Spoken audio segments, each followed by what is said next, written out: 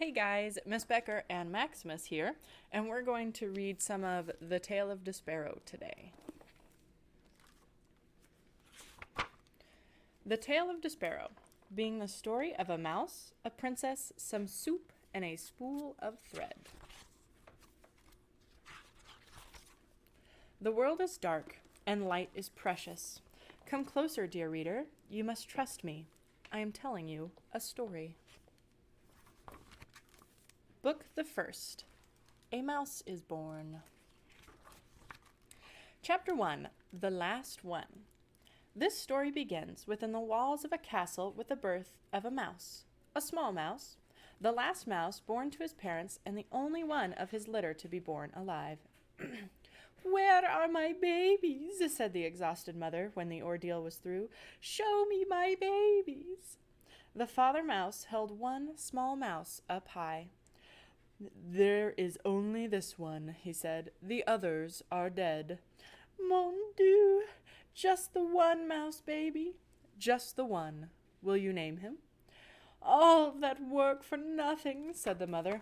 She sighed. "It is so sad. It is such the disappointment." She was a French mouse who had arrived at the castle long ago in the luggage of a visiting French diplomat. Disappointment was one of her favorite words. She used it often. "Will you name him?" repeated the father. "Will I name him? Will I name him? Of course I will name him. But he will only die like the others. Oh, so sad. Oh, such the tragedy." The mother mouse held a handkerchief to her nose and then waved it in front of her face. She sniffed.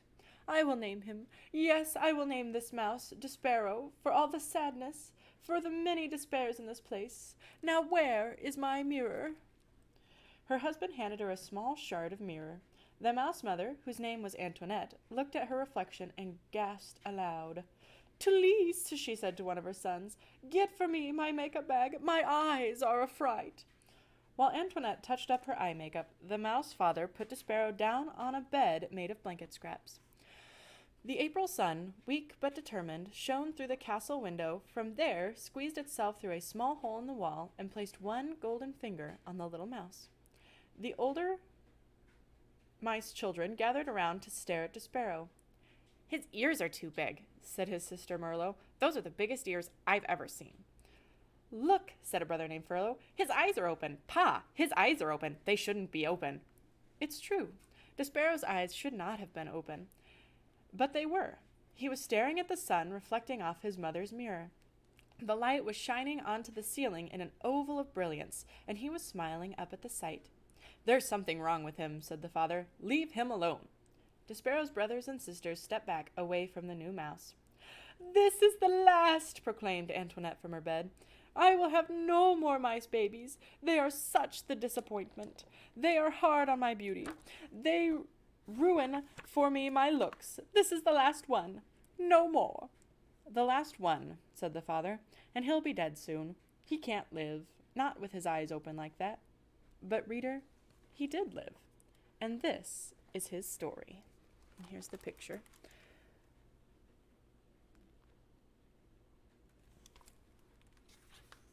Chapter 2. Such a Disappointment. Despereaux Tilling lived, but his existence was cause for much speculation in the mouse community. "He's the smallest mouse I've ever seen," said his Aunt Florence. "This is ridiculous. No mouse has ever been this small, not even a Tilling." She looked at Despereaux through narrowed eyes as if she expected him to disappear entirely. "No mouse," she said again. "Ever." Despereaux, his tail wrapped around his feet, stared back at her. "Those are some big ears he's got, too," observed Uncle Alfred. "They look more like donkey ears, if you ask me." "They are obscenely large ears," said Aunt Florence. Despereaux wiggled his ears. His Aunt Florence gasped. "They say he was born with his eyes open," whispered Uncle Alfred. Despereaux stared hard at his uncle. "Impossible," said Aunt Florence. "No mouse, no matter how small or obscenely large ears, is ever born with his eyes open. It simply isn't done." "His pa Lester says he's not well," said Uncle Alfred. Despereaux sneezed. He said nothing in defense of himself. How could he? Everything his aunt and uncle said was true. He was ridiculously small, his ears were obscenely large, he had been born with his eyes open, and he was sickly. He coughed and sneezed so often that he carried a handkerchief in one paw at all times. He ran temperatures. He fainted at loud noises. Most alarming of all, he showed no interest in the things a mouse should show interest in. He did not think constantly of food. He was not intent on tracking down every crumb. While his larger, older siblings ate, Despereaux stood with his head cocked to one side, holding very still. "Do you hear that sweet, sweet sound?" he said. "I hear the sound of cake crumbs falling out of people's mouths and hitting the floor," said his brother Tulisse. "That's what I hear." "No," said Despereaux. "It's something else. It sounds like, honey." "You might have big ears," said Tulisse, "but they are not attached to your brain. You don't hear honey. You smell honey. When there's honey to smell, which there isn't." "Son," barked Despereaux's father, "snap to it. Get your head out of the clouds and hunt for crumbs." "Please," said his mother, "look for the crumbs. Eat them to make your mamma happy.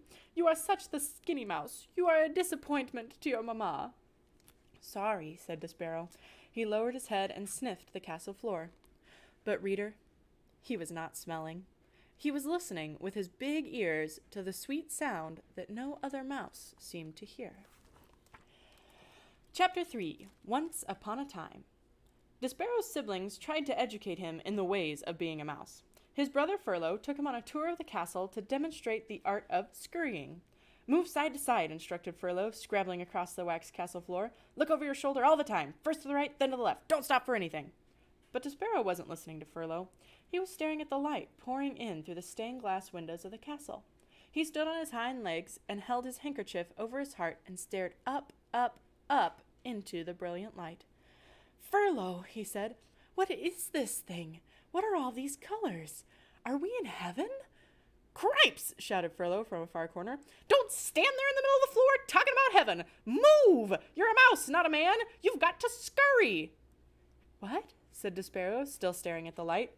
But Furlough was gone. He had, like a good mouse, disappeared into a hole in the molding. Despereaux's sister, Merlot, took him to the castle library, where light came streaming in through tall, high windows and landed on the floor in bright yellow patches. "Here," said Merlot, "follow me, small brother, and I will instruct you on the fine points of how to nibble paper." Merlot scurried up a chair and from there hopped onto the table on which there sat a huge open book. "This way, small brother," she said as she crawled in onto the pages of the book, and Despereaux followed her from the chair to the table to the page. "Now then," said Merlot, "this glue here is tasty, and the paper edges are crunchy and yummy, like so." She nibbled the edge of the page and looked over at Despereaux. "You try," she said. "First bite of some glue, then follow it with a crunch of paper, and these squiggles, they are very tasty." Despereaux looked down at the book, and something remarkable happened. The marks on the pages, the squiggles, as Merlot referred to them, arranged themselves into shapes. The shapes arranged themselves into words, and the words spelled out a delicious and wonderful phrase. "Once upon a time." "Once upon a time," whispered Despereaux. "What?" said Merlot. "Nothing." "Eat," said Merlot. Here's another picture. "Once upon a time," whispered Despereaux. "I couldn't possibly," said Despereaux, backing away from the book. "Why?" Said Despereaux, "it would ruin the story." "The story? What story?" Merlot stared at him. A piece of paper trembled at the end of one of her indignant whiskers. "It's just like Pa said when you were born. Something is not right with you." "Oh no, I lost my spot. I'm so sorry." She turned and scurried from the library to tell her parents about this latest disappointment. Despereaux waited until she was gone, and then he reached out and with one paw touched the lovely words, "Once upon a time." "Once upon a time," he said aloud, relishing the sound, and then, tracing each word with his paw, he read the story of a beautiful princess and the brave knight who serves and honors her. Despereaux did not know it, but he would need, very soon, to be brave himself. Have I mentioned that beneath the castle there was a dungeon? In the dungeon there were rats, large rats, mean rats. Despereaux was destined to meet those rats. Reader, you must know that an interesting fate, sometimes involving rats, sometimes not, awaits most everyone, mouse or man, who does not conform. Chapter 4. Enter the Pea. Despereaux's brothers and sisters soon abandoned the thankless task of trying to educate him in the ways of being a mouse. And so, Despereaux was free. He spent his days as he wanted. He wandered through the rooms of the castle, staring dreamily at the light streaming in through the stained glass windows. He went to the library and read over and over again the story of the fair maiden and the knight who rescued her, and he discovered, finally, the source of the honey-sweet sound. The sound was music. The sound was King Philip playing his guitar and singing to his daughter, the Princess Pea, every night before she fell asleep. Hidden in a hole in the wall of the princess's bedroom, the mouse listened with all his heart. The sound of the king's music made Despereaux's soul glow large and light inside of him. "Oh," he said, "it sounds like heaven. It smells like honey." He stuck his left ear out of the hole in the wall so that he could hear the music better, and then he stuck his right ear out so that he could hear better still.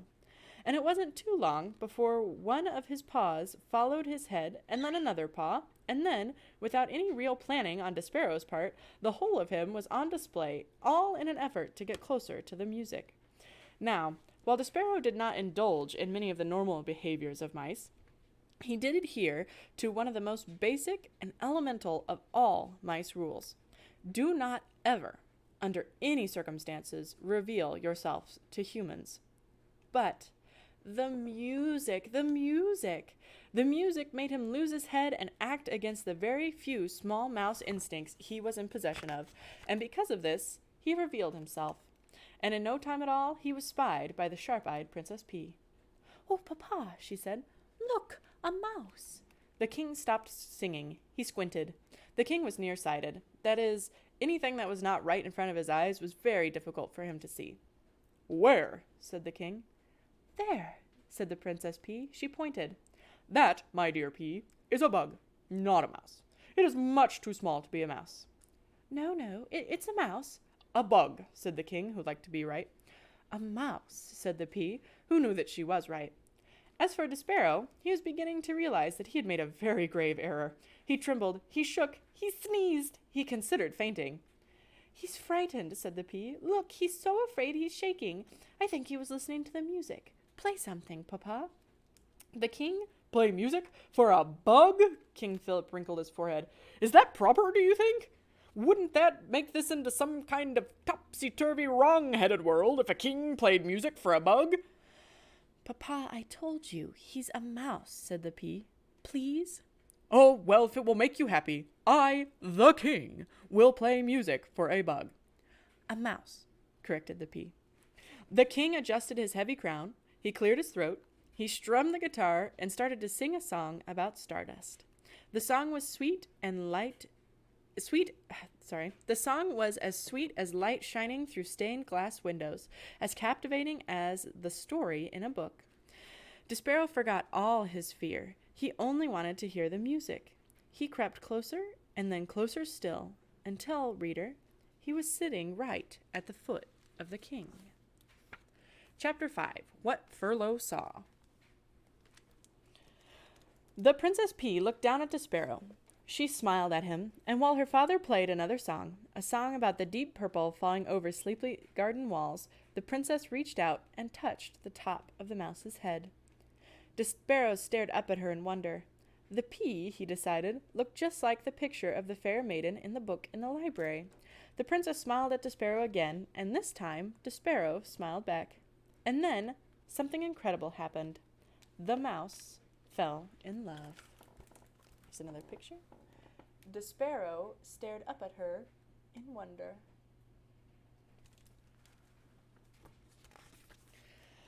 Reader, you may ask this question. In fact, you must ask this question. Is it ridiculous for a very small, sickly, big-eared mouse to fall in love with a beautiful human princess named Pea? The answer is yes.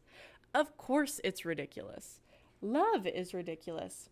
But love is also wonderful and powerful, and Despereaux's love for the Princess Pea would prove, in time, to be all of those things. Powerful, wonderful, and ridiculous. "You're so sweet," said the princess to Despereaux. "You're so tiny."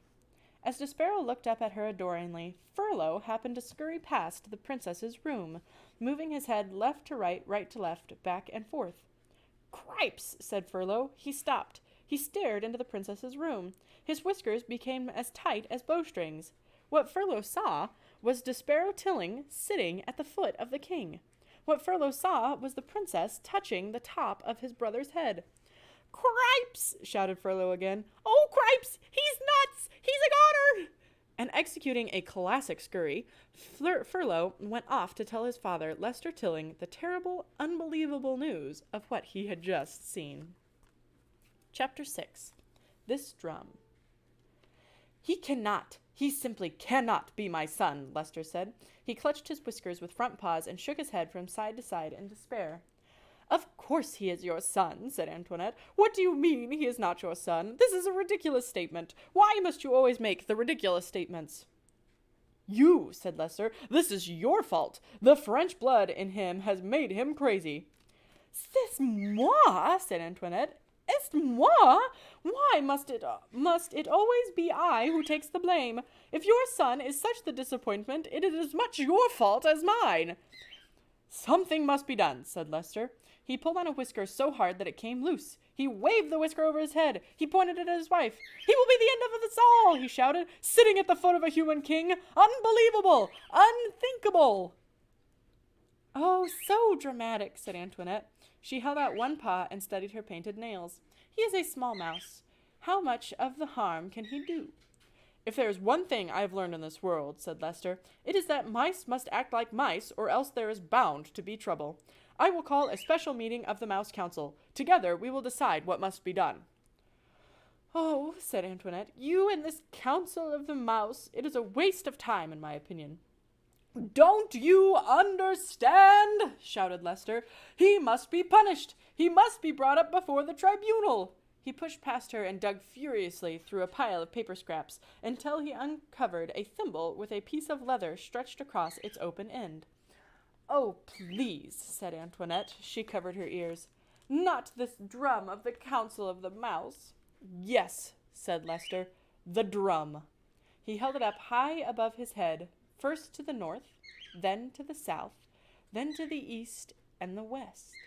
He lowered it and turned back to his wife, closed his eyes and took a deep breath and began to beat the drum slowly. One long beat with his tail, two staccato beats with his paws. Boom, tap, tap, boom, tap, tap, boom, tap, tap. The rhythm of the drum was a signal for the members of the Mouse Council. Boom, tap, tap, boom, tap, tap, boom. The beating of the drum let them know that an important decision would have to be made, one that affected the safety and well-being of the entire mouse community. Boom, tap, tap, boom, tap, tap, boom. Chapter 7. A Mouse in Love. And what was our own favorite member of the mouse community doing while the sounds of the Mouse Council drum echoed through the walls of the castle? Reader, I must report that Furlough had not seen the worst of it. Despereaux sat with the princess and the king and listened to song after song. At one point, gently, oh so gently, the pea picked up the mouse in her hand. She cupped him in her palm and scratched his oversized ears. "You have lovely ears," the pea said to him. "They are like small pieces of velvet." No, don't chew on the library book. Despereaux thought that he might faint with the pleasure of someone referring to his ears as small and lovely. He laid his tail against the pea's wrist to steady himself, and he felt the princess's pulse pounding in her heart, and his own heart immediately took up the rhythm of hers. "Papa," said the pea when the music was over, "I am going to keep this mouse. We are going to be great friends." The king looked at the sparrow cupped in his daughter's hands. He narrowed his eyes. "A mouse," he muttered. "A rodent." "What?" said the pea. "Put it down," the king commanded. "No," said the pea, who was a person not at all used to being told what to do. "I mean, why should I?" "Because I told you to."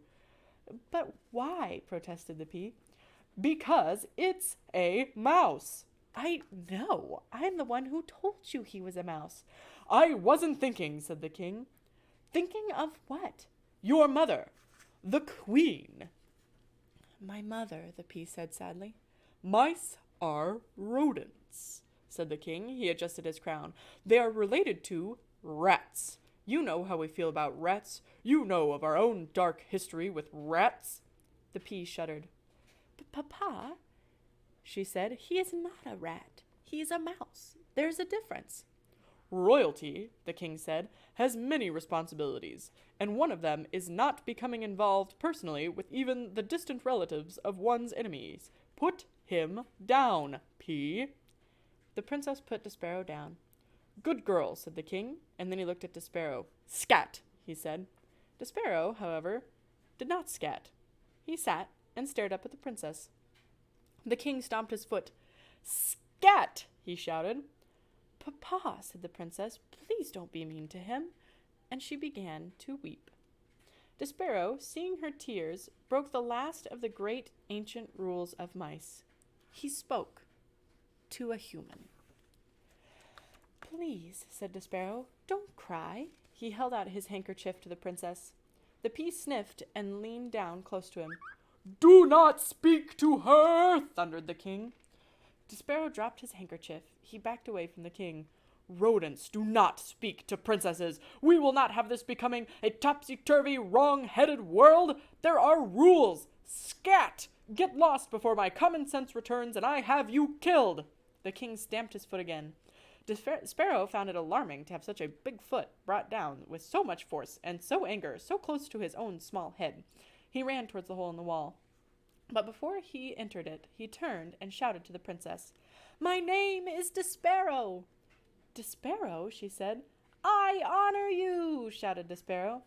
I honor you was what the knight had said to the fair maiden in the story that Despereaux read every day in the book in the library. Despereaux had muttered the phrase often to himself, but he had never before this evening had the occasion to use it when speaking to someone else. Get out of here, shouted the king, stamping his foot harder, and then harder still, so it seemed as if the whole castle, the very world, were shaking. Rodents know nothing of honor. Despereaux ran into the hole, and from there he looked out at the princess. She had picked up his handkerchief, and she was looking at him, right directly into his soul. Despereaux, she said. He saw his name on her lips. I honor you, whispered Despereaux. I honor you. He put his paw over his heart and bowed so low that his whiskers touched the floor. He was, alas, a mouse deeply in love. Chapter 8. To the Rats. The Mouse Council, 13 honored mice and one most very honored head mouse, heeded the call of Leicester's drum and gathered in a small secret hole off King Philip's throne room. The 14 mice sat around a piece of wood balanced on spools of thread and listened in horror while Despereaux's father related the story of what Furlough had seen. At the foot of the king, said Leicester. Her finger right on top of his head, said Leicester. He was looking up at her, and it was not in fear. The Mouse Council members listened with their mouths open. They listened with their whiskers drooping and their ears flat against their heads. They listened in dismay and outrage and fear. When Leicester finished, there was a silence, dismal and deep. Something, intoned the most very honored head mouse, is wrong with your son. He is not well. This goes beyond his fevers, beyond his large ears, and his lack of growth. He is deeply disturbed. His behavior endangers us all. Humans cannot be trusted. We know this to be an indisputable fact. A mouse who consorts with humans, a mouse who would sit right at the foot of a man, a mouse who would allow a human to touch him, and here the entire Mouse Council indulged in a collective shiver of disgust, cannot be trusted. That is the way of our world. Fellow mice, it is my most fervent hope that Despereaux has not spoken to these humans, but obviously we can assume nothing, and this is a time to act, not wonder. Leicester nodded his head in agreement, and the 12 other members of the Mouse Council nodded their heads too. We have no choice, said the head mouse. He must go to the dungeon. He pounded his fisted paw on the table. He must go to the rats, immediately. Members of the council, I will now ask you to vote. Those in favor of Despereaux being sent to the dungeon, say aye. There was a chorus of sad ayes. Those opposed, say nay. Silence reigned in the room. The only noise came from Lester. He was crying. And 13 mice, ashamed for Lester, looked away. Reader, can you imagine your own father not voting against you being sent to a dungeon full of rats? Can you imagine him not saying one word in your defense? Despereaux's father wept, and the most very honored head mouse beat his paw against the table again and said, Despereaux Tilling will appear before the mouse community. He will hear of his sins. He will be given a chance to deny them. If he does not deny them, he will be allowed to renounce them so that he may go to the dungeon with a pure heart. Despereaux Tilling is hereby called to sit with the Mouse Council. At least Lester had the decency to weep at his act of perfidy. Reader, do you know what perfidy means? I have a feeling you do, based on the little scene that has just unfolded here. But you should look up the word in your dictionary, just to be sure. Chapter 9. The Right Question. The Mouse Council sent Furlough to collect Despereaux, and Furlough found his brother in the library standing on top of the great open book, his tail wrapped tightly around his feet. His small body shivering, Despereaux was reading the story out loud to himself. He was reading from the beginning so he could get to the end, where the reader was assured that the knight and fair maiden lived together happily ever after. Despereaux wanted to read those words, happily ever after. He needed to say them out loud. He needed some assurance that this feeling he had for the Princess P, this love, would come to a good end. And so he was reading the story as if it were a spell, and the words of it, spoken aloud, could make magic happen. See here, said Furlough out loud to himself. He looked at his brother and looked away. This is just the kind of thing I'm talking about. This is exactly the kind of thing. What is he doing here, for cripe's sake? He is not eating the paper. He's talking to the paper. That is wrong, wrong, wrong. Hey, he said to Despereaux. Despereaux kept reading. Hey, shouted Furlough. Despereaux, the Mouse Council wants you. Pardon? Said Despereaux. He looked up from the book. The Mouse Council has called you to sit with them. Me? Said Despereaux. You. I'm busy right now, said Despereaux, and he bent his head to the open book. Furlough sighed. Geez, he said. Cripes! Nothing makes sense to this guy. Nothing. I was right to turn him in. He's sick. Furlough crawled up the chair leg and then hopped onto the book. He sat next to Despereaux. He tapped him on the head once, twice. Hey, he said, the Mouse Council isn't asking. They're telling. They're commanding. You have to come with me right now. Despereaux turned to Furlough. Do you know what love is? He said. Huh? Love. Furlough shook his head. You're asking the wrong question, he said. The question you should be asking is why the Mouse Council wants to see you. There's somebody who loves me, said Despereaux, and I love her, and that is the only thing that matters to me. Somebody who loves you, somebody who you love, what difference does it make? What matters is that you are in a lot of trouble with the Mouse Council. Her name, said Despereaux, is P. What? The person who loves me. Her name is P. Cripes, said Furlough. You're missing the whole point of everything here. You're missing the point of being a mouse. You're missing the point of being called to sit with the Mouse Council. You've got to come with me. It's the law. You've been called. Despereaux sighed. He reached out and touched the words fair maiden in the book. He traced them with one paw, and then he put his paw to his mouth. Cripes, said Furlough. You're making a fool of yourself. Let's go. I honor you, whispered Despereaux. I honor you. And then, reader, he followed Furlough over the book and down the chair leg and across the library floor to the waiting Mouse Council. He allowed his brother to lead him to his fate. Chapter 10. Good Reasons. The entire mouse community, as instructed by the most very honored head mouse, had gathered behind the wall of the castle ballroom. The members of the Mouse Council sat atop 3 bricks piled high, and spread out before them was every mouse, old and young, foolish and wise, who lived in the castle. They were all waiting for Despereaux. Make way, said Furlough. Here he is. I've got him. Make way. Furlough pushed through the crowd of mice. Despereaux clung to his brother's tail. There he is, the mice whispered. There he is. He's so small. They say he was born with his eyes open. Some of the mice pulled away from Despereaux in disgust, and others, thrill-seekers, reached out to touch him with a whisker or a paw. The princess put a finger on him. "They say he sat at the foot of the king. It simply is not done," came the distinctive voice of Despereaux's Aunt Florence. Make way, shouted Furlough. "I have him, right here. I have Despereaux Tilling, who has been called to sit with the Mouse Council." He led Despereaux to the front of the room.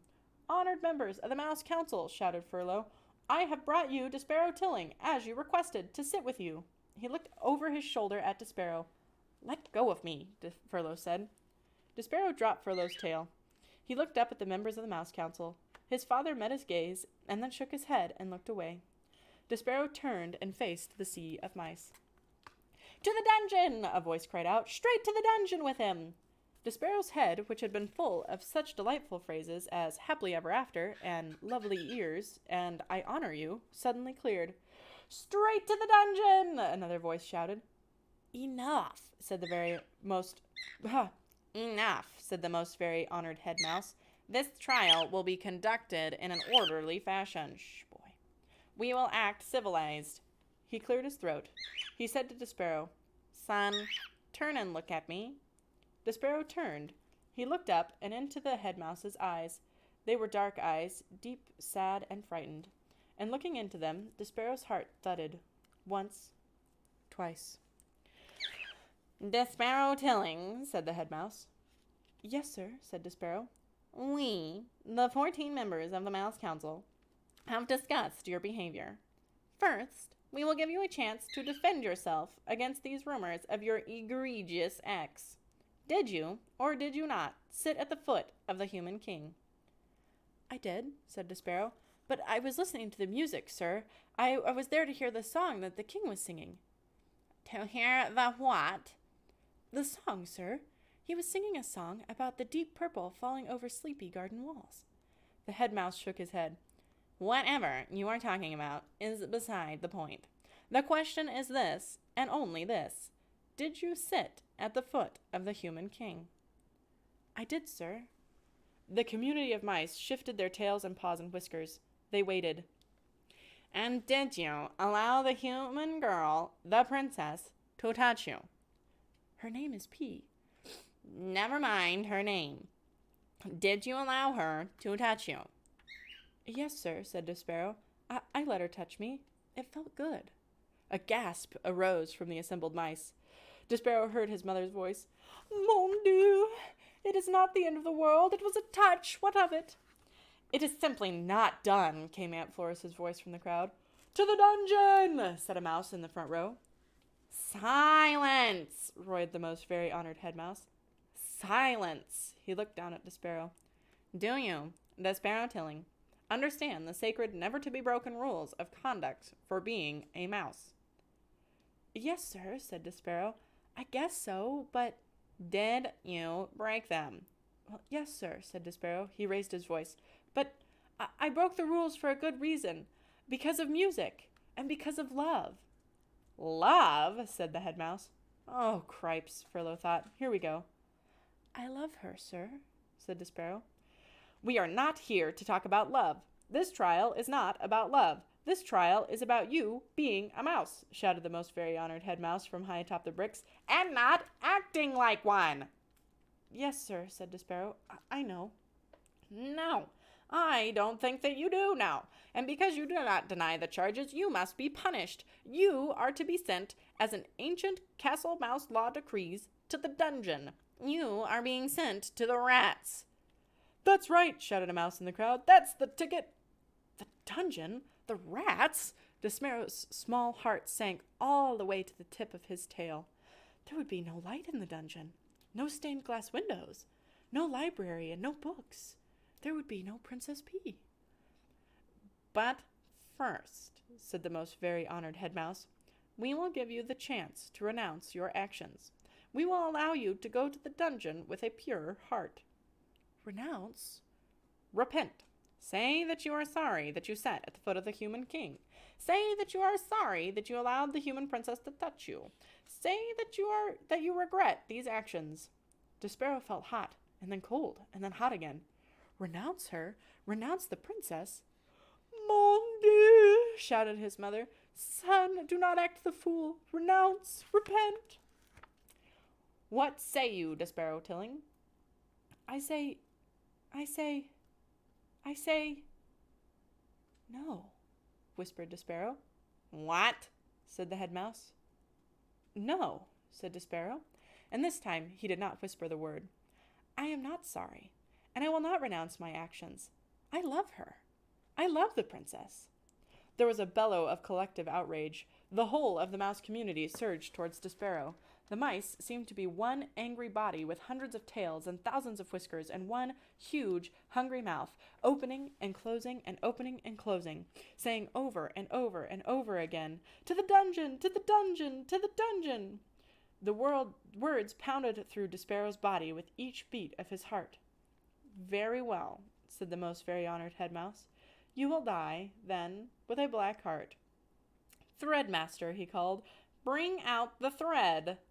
Despereaux marveled at his own bravery. He admired his own defiance.